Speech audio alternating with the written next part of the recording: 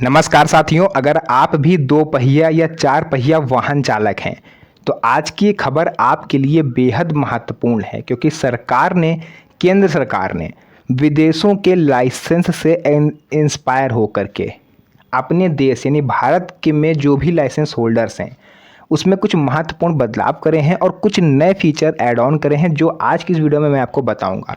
साथ ही साथ चार ऐसे महत्वपूर्ण नियम हैं जिन्हें अब हर लाइसेंस धारक को मानना होगा।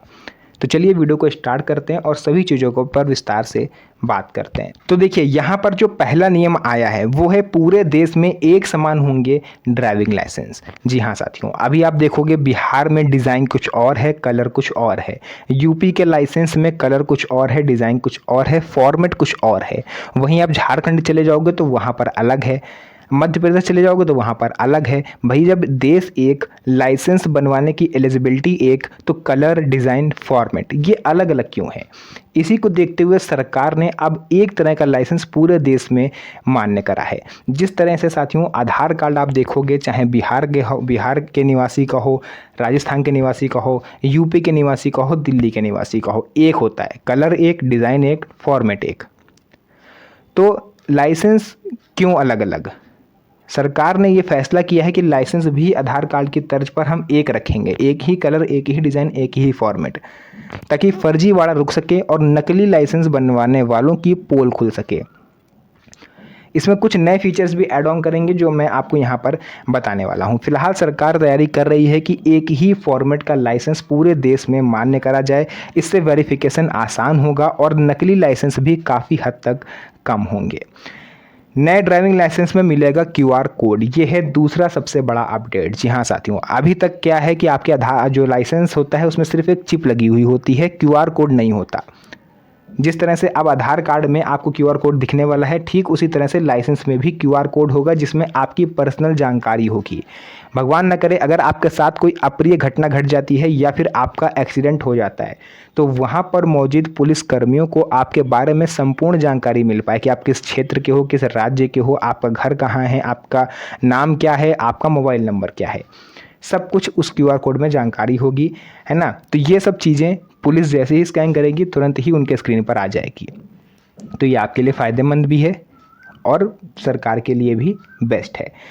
इससे फर्जी दस्तावेजों पर रोक लग सकेगी और जांच प्रक्रिया पहले से ज़्यादा आसान होगी। तीसरे नंबर पर आ जाता है ब्लड ग्रुप और ऑर्गन डोनर की जानकारी भी अब आपको इसमें लिखनी होगी। अब नए ड्राइविंग लाइसेंस में आपको अपना ब्लड ग्रुप भी लिखवाना होगा। आप ए पॉजिटिव हो, बी पॉजिटिव, ओ निगेटिव या ए बी पॉजिटिव। इससे आपातकालीन स्थिति में अगर आपको ब्लड की ज़रूरत है तो तुरंत ब्लड मुहैया कराया जा सकेगा, जिससे जांच, जैसे अभी मान लीजिए अपने ब्लड ग्रुप आपका किसी को नहीं पता और आपको एक साथ कोई अप्रिय घटना घट जाती है तो डॉक्टर पहले ये जांच करेंगे कि आपका जो ब्लड ग्रुप है वो क्या है। इन सब में समय जाता है। अगर आप पहले से ही लिख के रखोगे तो तुरंत उसको, उस ब्लड ग्रुप को अवेलेबल करवा के आपकी जान बचाई जा सकती है। इसके अलावा अगर कोई व्यक्ति ऑर्गन डोनर है यानी उसने अंगदान करने की सहमति दे दी है। साथियों बहुत सारे लोग ऐसे होते हैं जो ये पहले से क्लेरिफाई कर जाते हैं, अपने फैमिली को बता देते हैं कि अगर मेरे साथ आगे चल के कुछ हो जाता है तो मेरे जो भी ऑर्गन हैं, जो भी काम के ऑर्गन हैं, लाइक हार्ट है ना, किडनी वगैरह, वो अगर दूसरे को डोनेट करना चाहते हैं अपने मरने के बाद तो ऐसे लोग ऑर्गन डोनर कहलाते हैं। यानी आपके ना रहने पर आपके जो भी ऑर्गन हैं वो दूसरे के काम आ जाएंगे। जैसे आँख होती है, किसी को दिखाई नहीं देता तो वो उसके काम आ जाएगी, किसी को हार्ट की ज़रूरत है तो हार्ट मिल जाएगा। तो अब लाइसेंस पर आपको ये भी लिखवाना होगा कि आप ऑर्गन डोनर हो, जिससे कि आपको पुलिस वाले भी इज्जत भरी नज़रों से देखेंगे, आपकी रिस्पेक्ट करी जाएगी।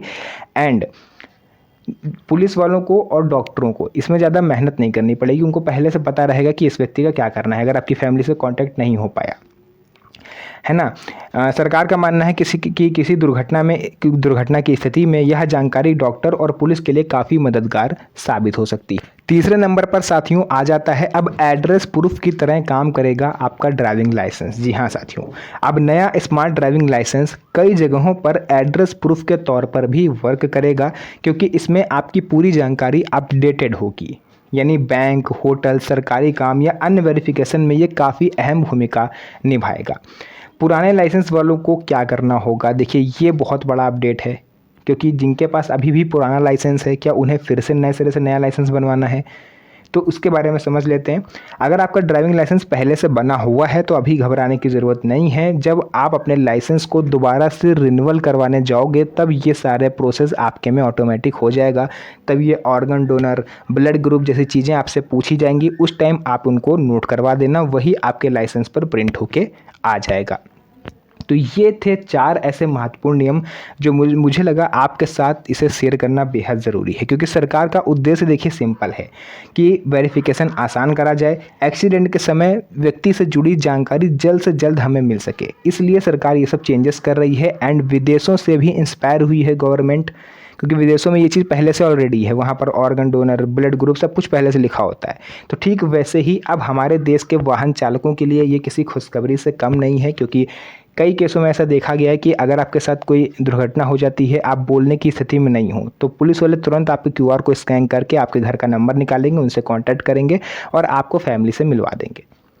तो ये आपके लिए भी बेनिफिट है और पुलिस को भी इसमें माथापच्ची नहीं करनी पड़ती है। तो जो भी जानकारी थी मैंने पूरा विस्तार से बताया। अब आप इसमें क्या करेक्शन चाहते हो वो आप कमेंट सेक्शन में ज़रूर बताना। क्या आपके हिसाब से ये 4 नियम सरकार को लाने चाहिए या इसमें कोई और बदलाव करना चाहिए? आप कमेंट सेक्शन में लिख सकते हो। बाकी के लिए आज की इस वीडियो को यहीं तक रखेंगे। फिर से मुलाकात होगी आप सभी से एक और नई मज़ेदार वीडियो में। तब तक के लिए धन्यवाद। जय हिंद।